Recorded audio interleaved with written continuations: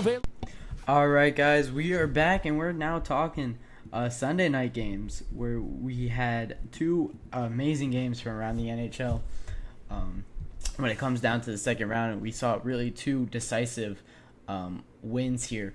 The first one, we're going to go straight into talking about the Florida Panthers taking a commanding 3-1 series lead from 3 unanswered goals to end the game. You have the Panthers and the Rangers on a really collision course, as I've been saying all year, and it's kind of showing up in this game here.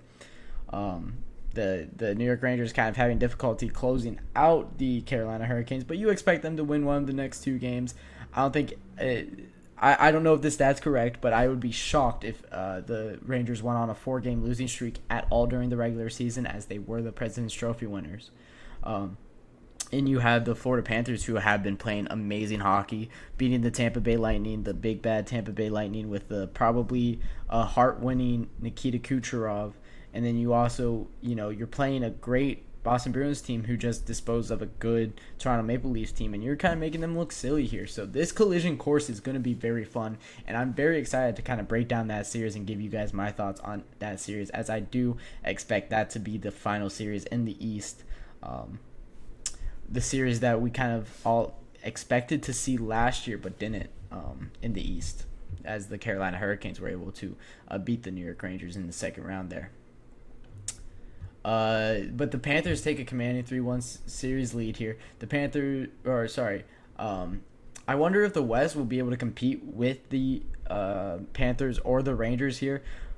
I really think that these two teams kind of have separated themselves above anybody else. If anybody else looks like they can compete, I would say it's probably the Dallas Stars, as they're having just a very complete series against the Colorado Avalanche, as we just talked about.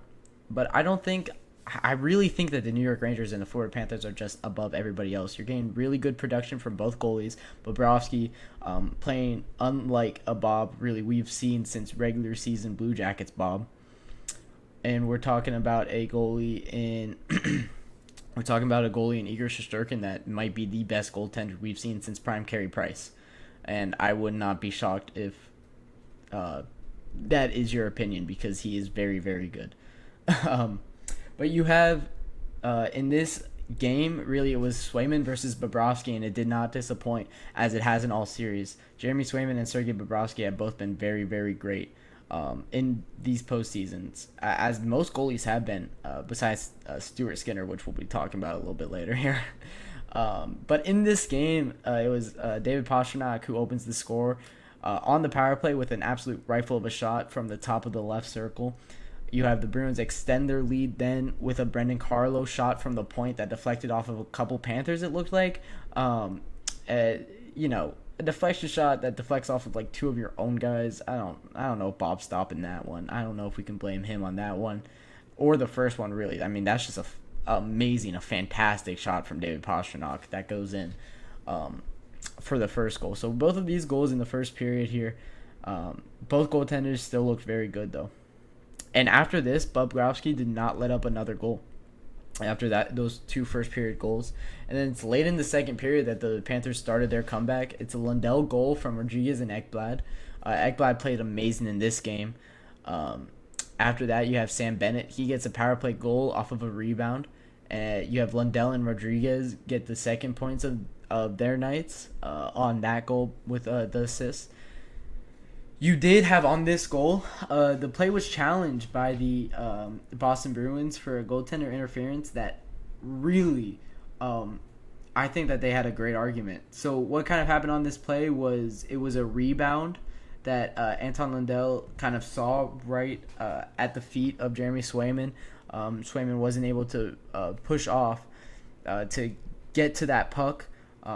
Because Lundell kind of gives a cross check to, I think it was Brendan Carlo, if I'm not mistaken. But he gives a cross check to a defender that's in the crease for the Bruins so that he could get to the puck and shoot it. And that cross check, it's not a cross. I mean, he pushed him out of the way so he could get to the puck. I'm just saying cross check because for the visual here. But that pushed the defender into Jeremy Swayman, and Jeremy Swayman couldn't push off to get to the rebound, get to the puck. and then he shoots it in, and Anton Lundell gets the goal here. I really think that they had a good argument for goaltender interference here, and I was shocked when the play was upheld. I'm not in the replay booth. I'm not an official for a reason, and this might be the reason for it. This goes a long way for the Florida Panthers for the Florida Panthers comeback effort in this game. If they don't get this challenge, or if the Bruins do win this challenge, I think that might have been very deflating for the Florida Panthers. And yeah, I think that this was a very pivotal moment in the game, and I think that the Florida Panthers really won off of winning this challenge here. Right after this, later in the third period, you have Alexander Barkov with a very impressive individual effort. I mean, he's really good. He's been really good for a very long time in the NHL. But yeah, it's just a very great individual effort that saw him kind of weave from forward in between the defensemen right into the slot, and then take a shot that beats Jeremy Swayman. And a bunch of shots that really, I don't know if you could credit Jeremy Swayman for. More, defensemen just have to step up and hit that guy at that moment if he's moving to the slot and cutting in between you guys. You have got great production from the Florida Panthers kind of defense in this game. Not offensive production, but they really played well. Their defense played amazing in this one.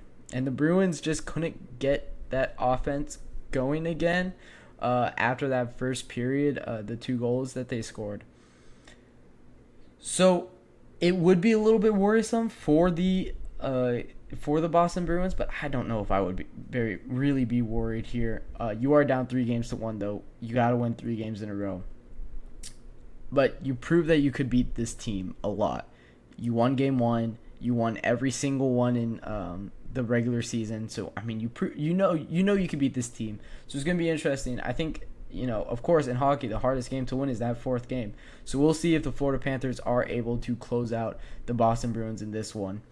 And we're gonna get right into the Edmonton Oilers and the Vancouver Canucks game now. This play right here, we're gonna be talking about it a lot. I'm not gonna be talking about this play. It's gonna be in the next segment here. We'll give a deep dive into that, but just on the game here, the Canucks take a 2-1 series lead.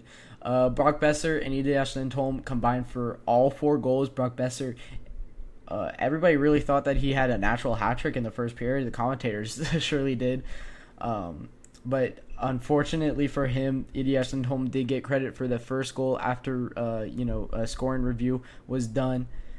So they both get 2 goals apiece. And man, Brock Besser had a near perfect first period here. And the Canucks really deserve to win this game here. The Oilers power play got this game rolling. Of course they did. Now they're 46.4% on the power play. I'm going to keep talking about it until they prove me wrong here. It is really good. This power play is really, really good. It's crazy. You had on the 3rd goal by them. Actually, I'll talk about it when we get down to the 3rd goal. But Leon Draisaitl's, there's a reason that this power play is really good. Matthias Ekholm was the one that scores this one from great movement as the power play expired. Right after this, the Canucks, however, get a goal back on the power play as well. Brock Besser from the quarterback slot just slings this one in. It finds Elias Lindholm's stick right in the crease, and it goes in for the deflection goal. Then Brock Besser gets a snipe, gets his first of 2.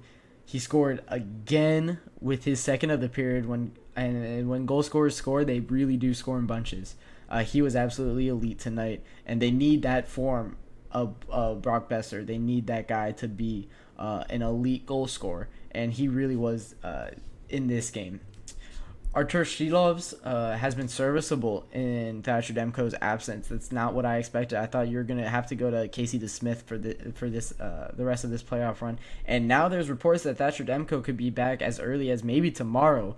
I don't really expect him to be back tomorrow. I expect it more to be around Game 5 or Game 6 in this series. But man, that would be huge for them if they could get Thatcher Demko back. Although Artur Shilovs has been great. It is hard to be worse than Stuart Skinner. I saw a report saying that Stuart Skinner is the worst goaltender on any playoff team in the expansion era. That's not good. I bet we'll do a deep dive into Stuart Skinner and why he's not doing great in these playoffs a little bit later, maybe in a different episode here. And then the Canucks go up 3-1. Draisaitl scores on the power play. What a shock here! This was from an absolutely insane angle. He scores from the goal line, basically, as he's a lefty stick. He's on the left side goal line. He barely has the stick reaching up around the net here. But man, Leon Draisaitl was good. He just ran in circles before he received the puck. He just kind of lost all of the defensemen. He literally started from that goal line that he scored from, runs around the net, gets the puck from back the net, passes it up, then runs around through the slot, then finds a spot on the right hash mark, receives the puck, goes down low, and scores from an impossible angle. That's really what this Edmonton Oilers power play is just players and people just rotating and always moving, and it's very difficult, especially when you're a man down, to kind of keep track of all these guys, and that's what they do so well. However, the Canucks were able to extend their lead on the power play. Man, the special teams battle in this game was very great. Special teams was working on both sides. So what's really decided this series so far, as usually it's special teams that's deciding series, is the kind of additive that people say in the NHL. But man, it was the 5-on-5 for the Canucks. They just way outplayed the Oilers in this game, and they've really been outplaying the Oilers in the entire series here. And you got to give the Canucks credit for keeping up with the Oilers' power play production. It's hard to keep up with 46.4% on the power play, but they're doing it pretty well. The Oilers score with their net empty, but could not get a second as they dropped this Game 3 at home here. We're going to take a short break here, and when we come back, we'll be talking about Carson Soucy and his collide with Connor McDavid as time expired in this game, and what the NHL decided to do towards handing out fines and suspensions and all that.